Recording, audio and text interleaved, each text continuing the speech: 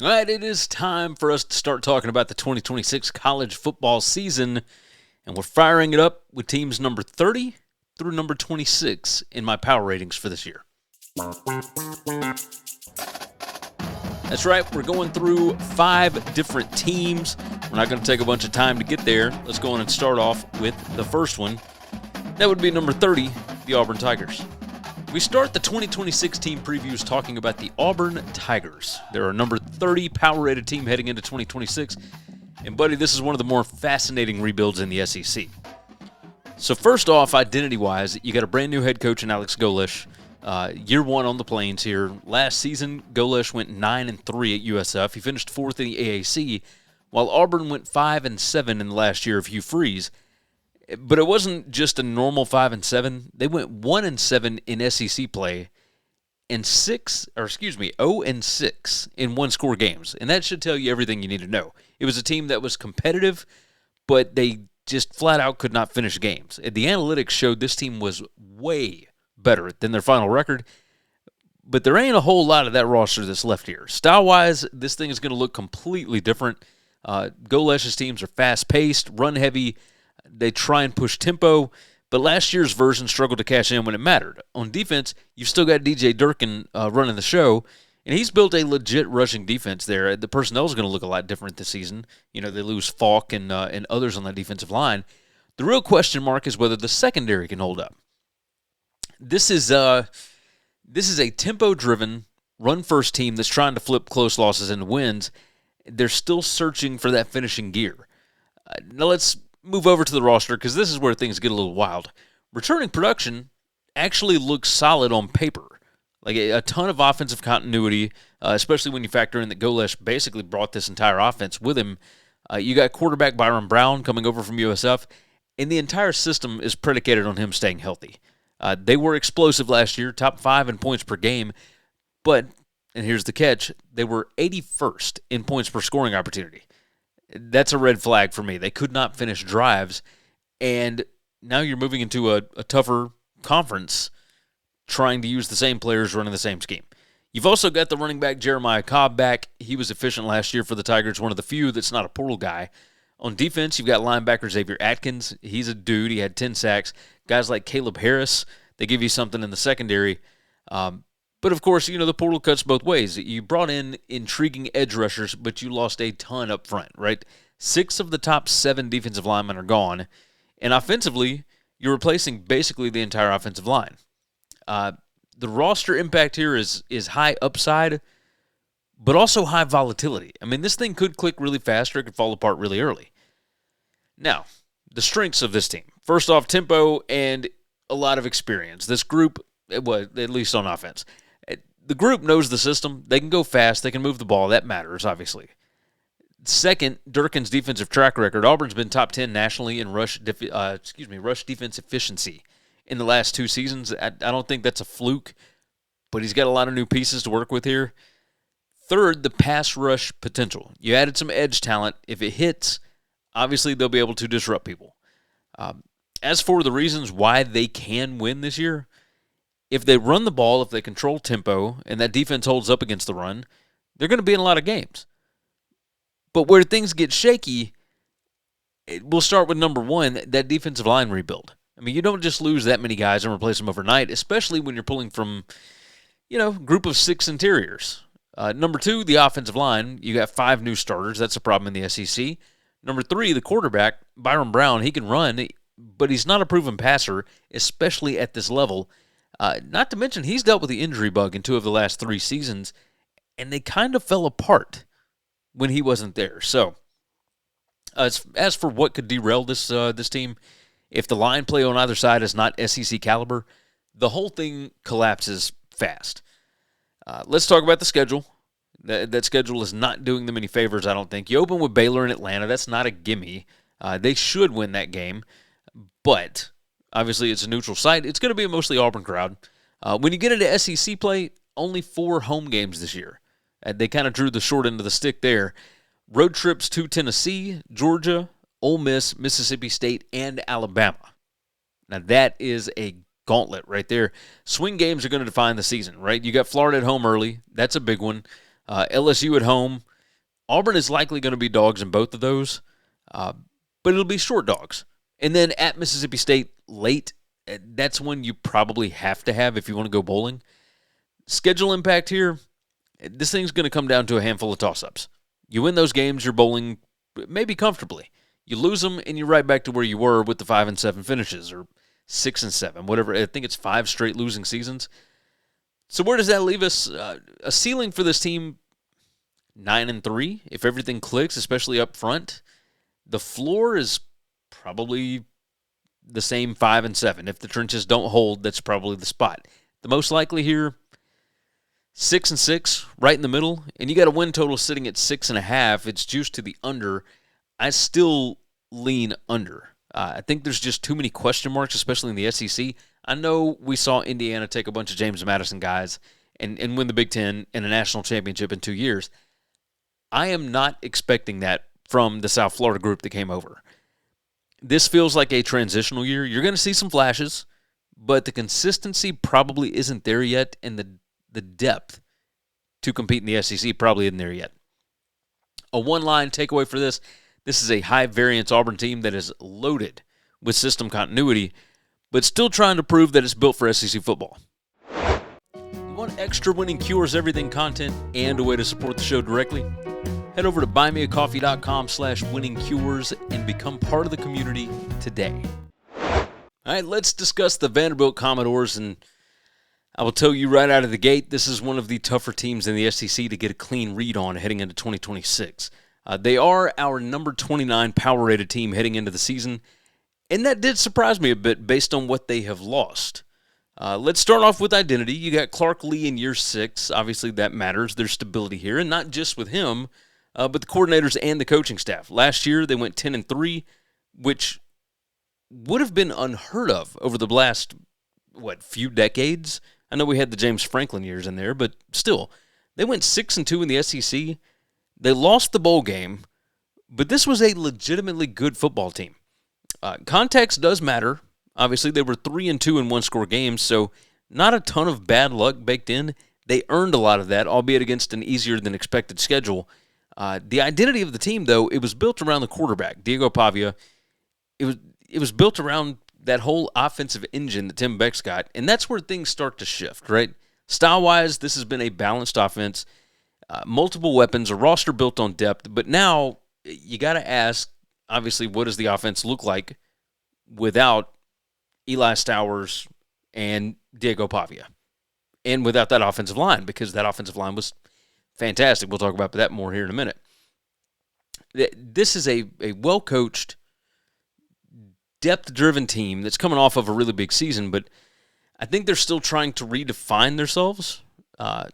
I guess they're trying to redefine themselves after losing the core of what made it go, right? As far as the roster, I think that's where the real story is with this. Returning production is kind of split. Defensively, you got to feel pretty good. Top 40 in snaps back, solid tackle production, returning a bunch of upperclassmen that know the system. Offensively, it's not so much. You're replacing the quarterback. Obviously, you got a big-time recruit coming in. You got most of the offensive line that's changing out. And you're changing out a lot of the core pieces. You do have some guys back. Obviously, Cedric Alexander at running back. On defense, Brian Longwell is leading that defense. You got the wide receiver, Junior Sherrill, on the outside. Cade McConnell is the only returning starter on the offensive line. Portal-wise, they added depth, right? They added receivers. They brought in the kid from Alabama. They brought several guys in. They brought in some tight end help.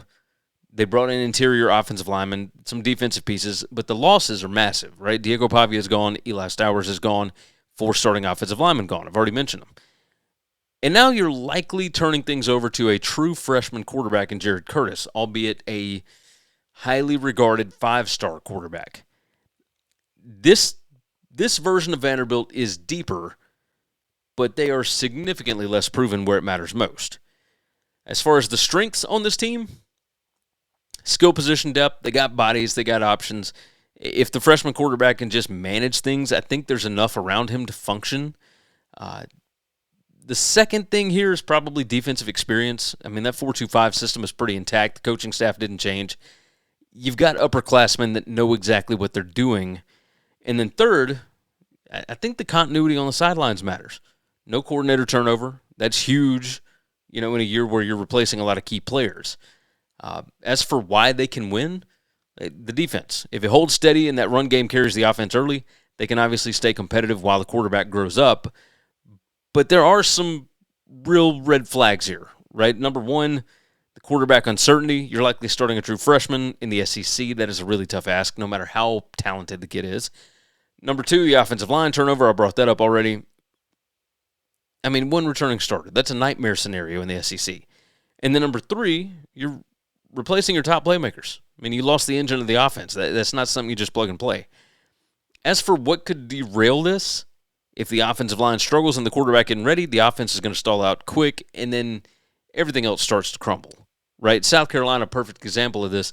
Defense was pretty good, but the offense could do nothing last year. They go from a 9-4 team to a 4-8 team.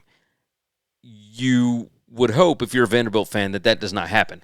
As far as the schedule goes, kind of tricky. You can see up on the screen here, number 7, conference strength of schedule, number 25 nationally, and the weird part is you're more winnable, and maybe not weird, but just probably not in your favor, is the more winnable SEC games are on the road. That's not ideal in this conference. You can see on the screen there, at Auburn, at Georgia, at Kentucky, at Mississippi State, at Florida. I mean, those are going to be toss-ups. All of those I have projected to be one-score games, although I do have Vanderbilt favored in 3 of those road games. You got a big non-conference spot early against NC State at home. That's one that you probably need. And I've got Vandy favored by 7.29 there. You probably need to get that one at home. You got 2 warm-ups, and then you got that one right before you go to Auburn in week 4. Yeah. Road trip to Auburn, Kentucky, and Mississippi State, those are all the swing games, I think, that are going to define this season. Because if you look at home, I mean, you're looking at Alabama, you're looking at Tennessee, Ole Miss.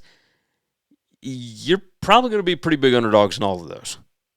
You're going to have to go steal wins on the road just to go to a bowl game, and that's a tough way to live. So projection-wise, ceiling for this team, probably 8-4. If the freshman quarterback hits early, the offensive line gels faster than expected.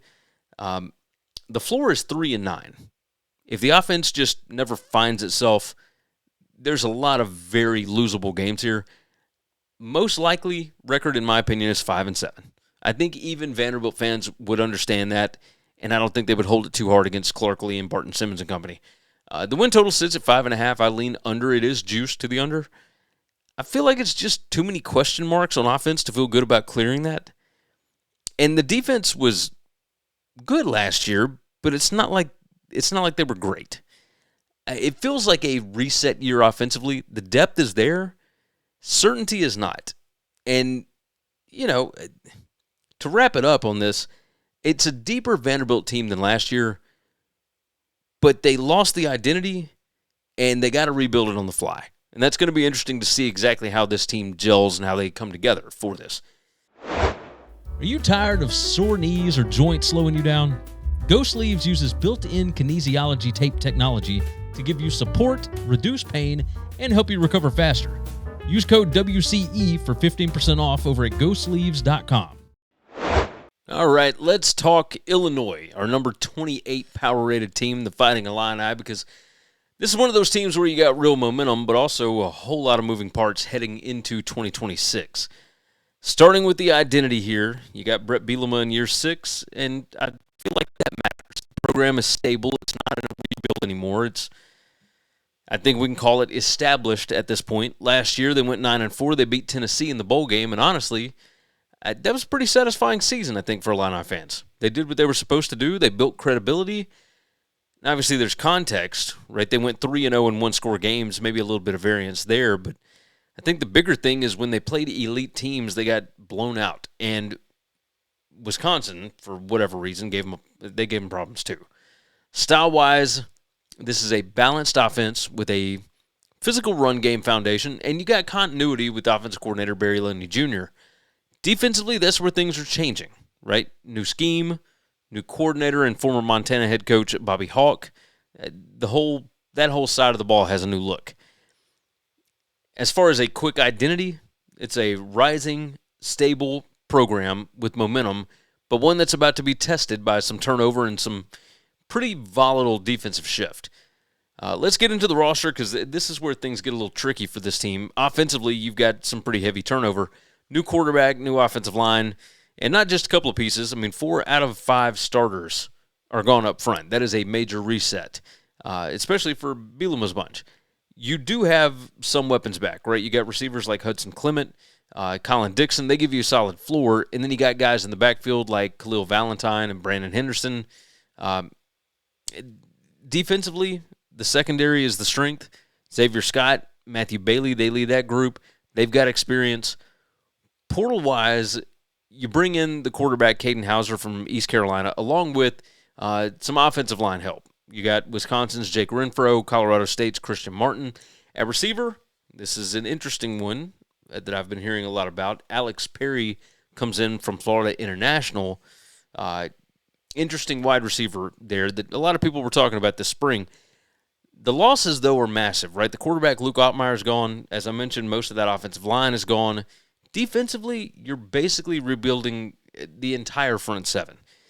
7 of the top 8 on the defensive line are gone. 6 of the top 7 linebackers are gone. And I already mentioned it once, but you've got a new defensive coordinator, Bobby Hauck, former Montana head coach at the FCS level, and he had a ton of success there. But let me pump the brakes on the hype. He's never been a defensive coordinator. He's only been a head coach since 2003. Aside from 3 seasons as the special teams coordinator at San Diego State, but 2003 through 2025, that's a long time to be a head coach. He's installing a new scheme here. They are moving to a 3-3-5. Don't forget, this is a guy that's never coached further east than Boulder, Colorado. I don't know what kind of impact that's going to have, but it's something worth paying attention to. As far as the roster impact, you got pieces, right? It's a roster in transition, especially in the trenches.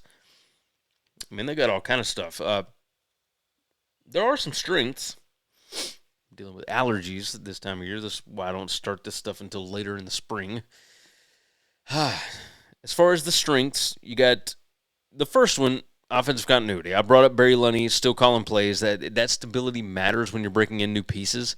There's enough that is still there that everybody should know how things are done, etc. They've got enough to keep the offense functional, even if the quarterback is still figuring things out early. Third, the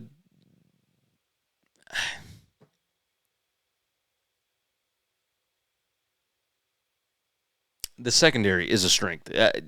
That's the most reliable unit on this team right now. I had to think about it for a minute. Yeah, the secondary is the most reliable unit on this entire team currently. As for why they can win this season, if the offense stays efficient and the secondary holds up, they can control games against teams that are in their tier, and they play a lot of those this year.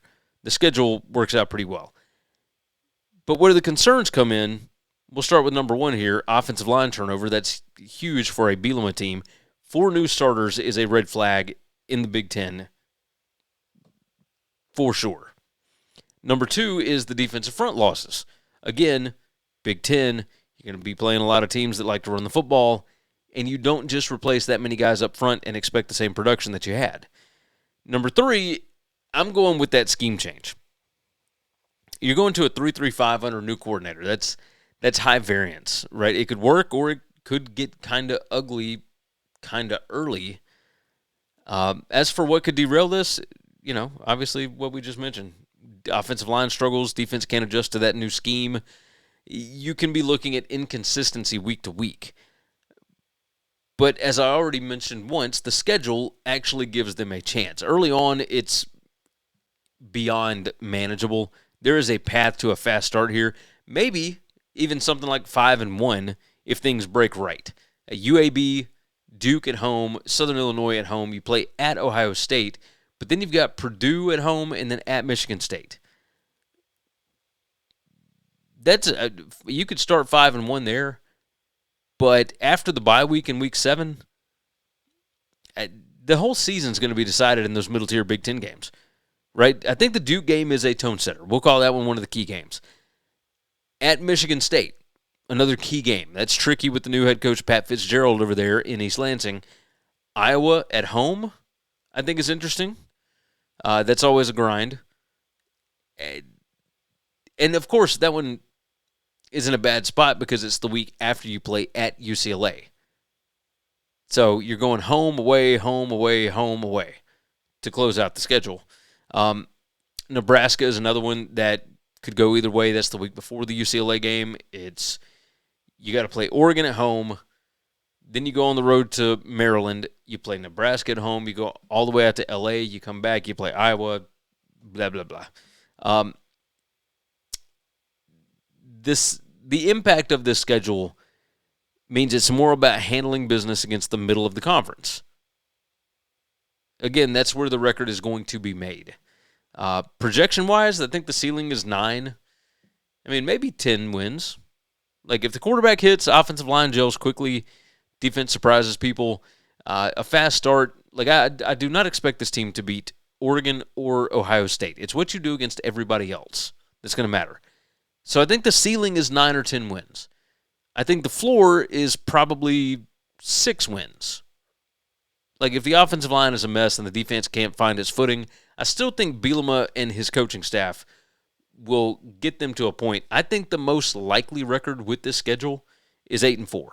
The win total is sitting at 7.5. I lean the over here. There is enough structure. There's enough continuity that I will trust them to get to 8. As far as a projection summary, this feels like a steady, repeatable team. Not a huge ceiling, but a solid floor if things hold together. The one-line takeaway to wrap us up. It is a stability-first Illinois team that is trying to prove that last year was not a fluke while they are quietly navigating one of the biggest roster resets in the conference. Shirts, hoodies, hats, and more. The latest WCE merch is now available.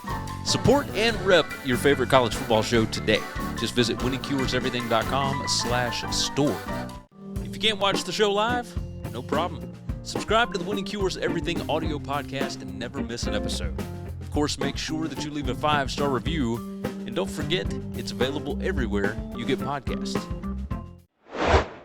The Kansas State Wildcats come in at number 27 in our 2026 power ratings. And this team might be one of the biggest wild cards in the Big 12 this year. So, starting with the identity, you got Colin Klein stepping in as a first-time head coach. He was the offensive coordinator at Texas A&M the last 2 seasons and, of course, was the OC at Kansas State under the now-retired Chris Kleiman before that. That's a huge storyline right there, just right out of the gate, right?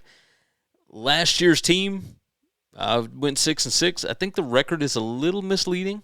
They lost the opener in Ireland to Iowa State. It was a heartbreaker, 24-21. Started 2-4 with some close losses to Army, etc. And here's the big one. They went 1-5 in one-score games last year. I mean, that is just brutal. That tells you this team was right there. They just couldn't close, right? Especially early. Now, the only double-digit loss that they had on the season was to Texas Tech. So tell you something. Style-wise, quarterback-driven offense with some legit skill talent, but there is uncertainty just all over this roster, especially with the new staff taking over, right? Quick identity, it's a high-upside, quarterback-led team that was better than its record last year, but now has to prove it can put it all together under a brand-new head coach. Now, let's talk about the roster because there's a mix of encouraging pieces and what I would call real concerns. Offensively, it starts with quarterback Avery Johnson, fourth-year guy, dual threat, centerpiece of everything that they do. But he hasn't lived up to expectations, even though the most hype that he had was 3 years ago when Colin Klein, who is the new head coach, was last his offensive coordinator. You've also got a pretty deep running back room. Guys like Joe Jackson and a few portal additions give you some options there. Tight end could be sneaky good, too. You got Lincoln Cure and Garrett Oakley there. But the issue, as it has been for most of the teams that we've previewed thus far, is the offensive line. You lost 4 out of 5 starters, 75th in returning snaps there. That could certainly be a problem.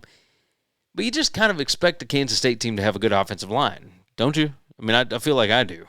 Although Chris Kleiman isn't there anymore, so I don't necessarily know if it'll be the same thing or not. Defensively, it's kind of the same story. Secondary might be the best unit, especially with some of the transfers coming in.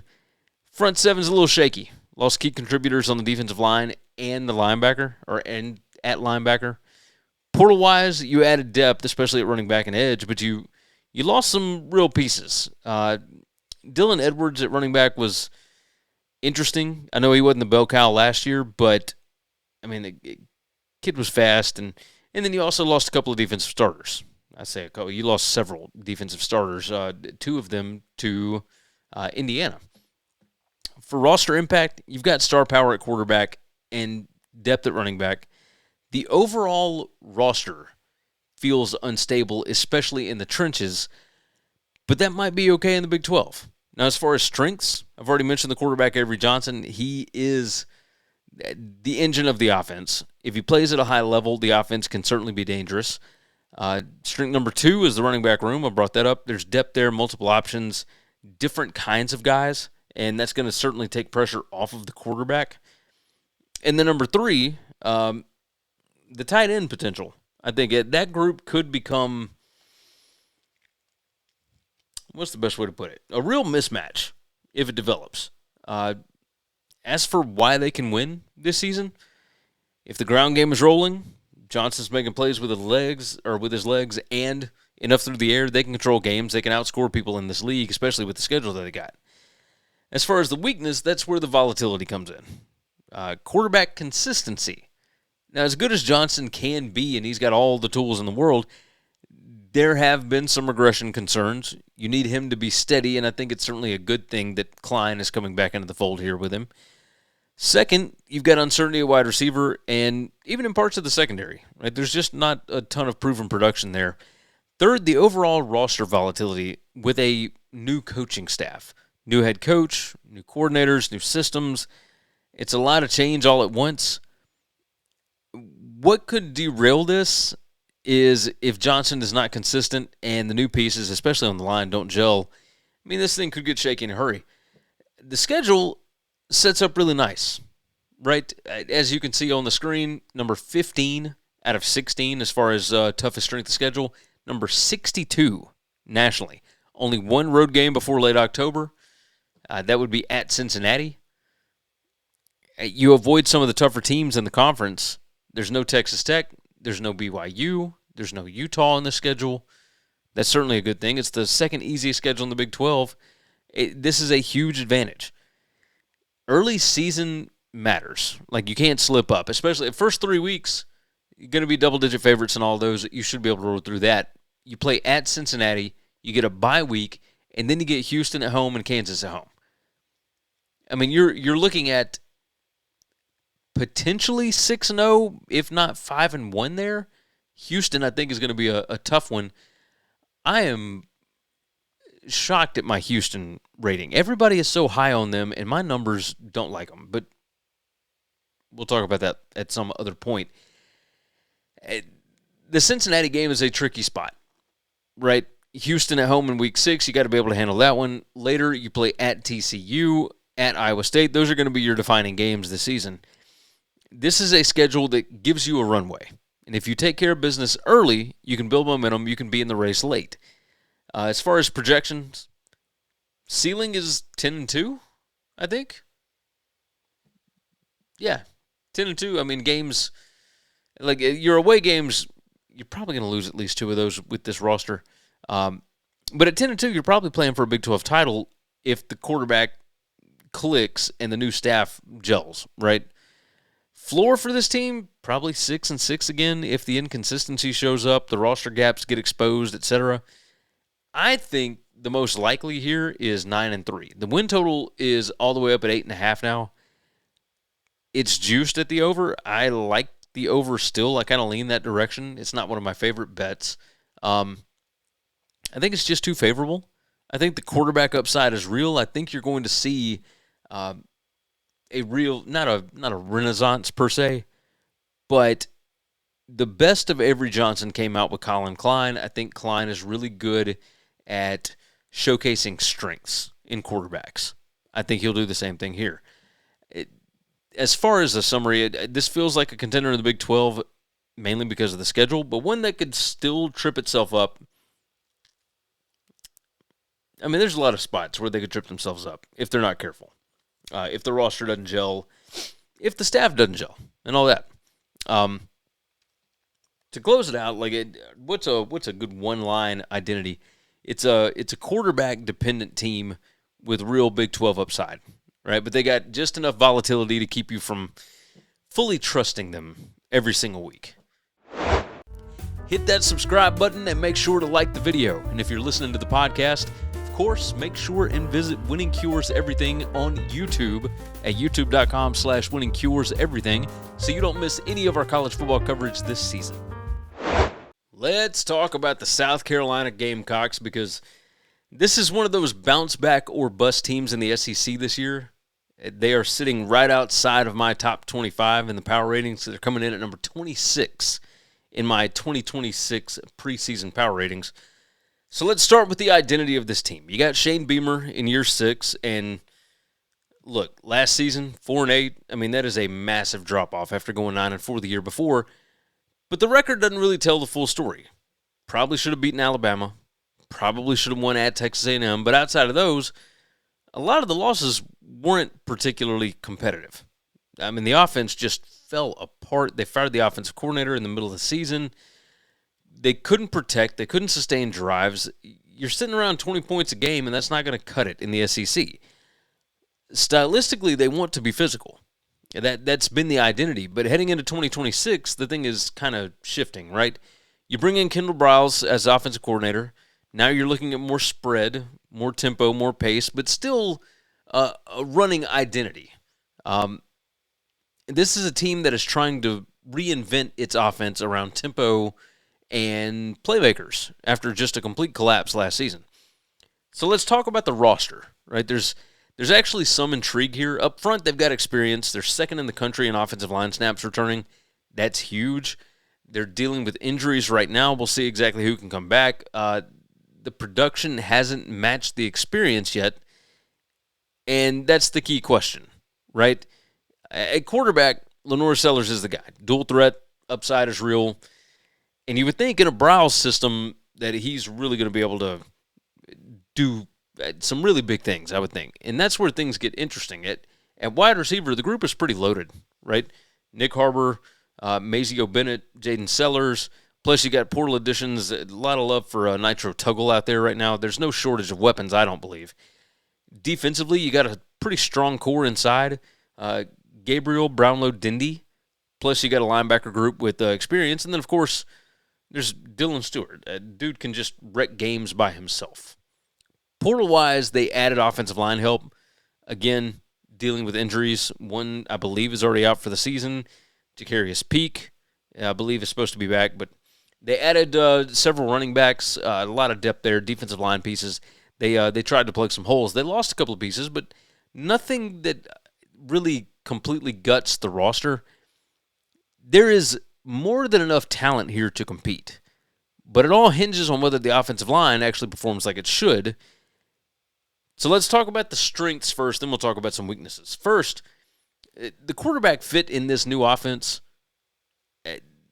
Sellers in a tempo spread system, I mean, that is dangerous if it clicks.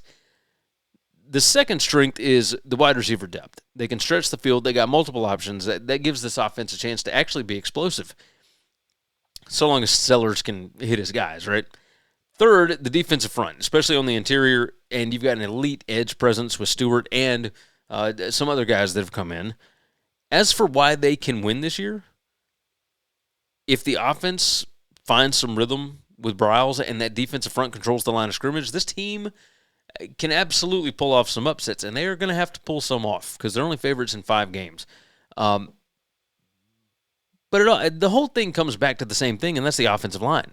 You've got experience, but if they're still not protecting, then none of it matters. Like, if they don't gel, chemistry is so important with an offensive line.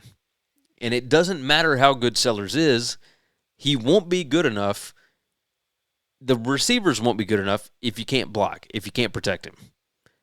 And in this league, that's kind of difficult. You've got tight end production, not a lot there. Defensively, behind Dylan Stewart and Caleb Herring, the edge depth is kind of unproven.